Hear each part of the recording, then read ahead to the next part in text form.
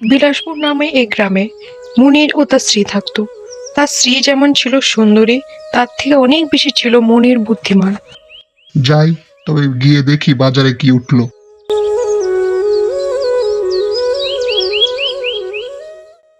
কিরে, কোথায় যাচ্ছিস? এই তো একটু বাজারের দিকে যাচ্ছি, দেখি কি উঠেছে বাজারে। আরে, বাজারে পরে যাবি, আগে শোন। রাজা ঘোষণা দিয়েছে যে নাকি তার বুদ্ধির পরিচয় দেবে তাকে 100 সোনার মোহর দেবে। আরে, বলিস কি? না, তবে এই কথাটা আগে গিয়ে গিন্নিকে বলি।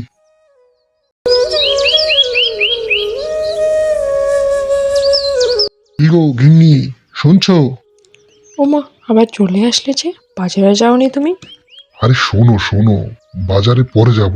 আরে শোনো, রাজা নাকি ঘোষণা দিয়েছে যে নাকি তার দরবারে গিয়ে বুদ্ধির পরিচয় দেবে তাকে 100 সোনার মোহর দেবে। আরে বাহ, শিগগিরই তাহলে তুমিই যাও রাজার মেহেলে, কারণ তোমার থেকে বুদ্ধিমান তো কেউ হতেই পারে না। যাই তবে, রাজার দরবারে গিয়ে দেখি।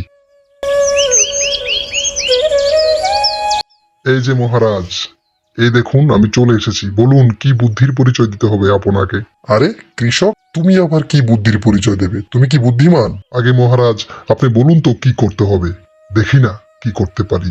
আচ্ছা, তবে বলো দেখিনি, কি এমন জিনিস বাঁচিয়ে রাখলে মূল্যবান আর নষ্ট করলে সবার ক্ষতি হয়? আগে মহারাজ, সময়।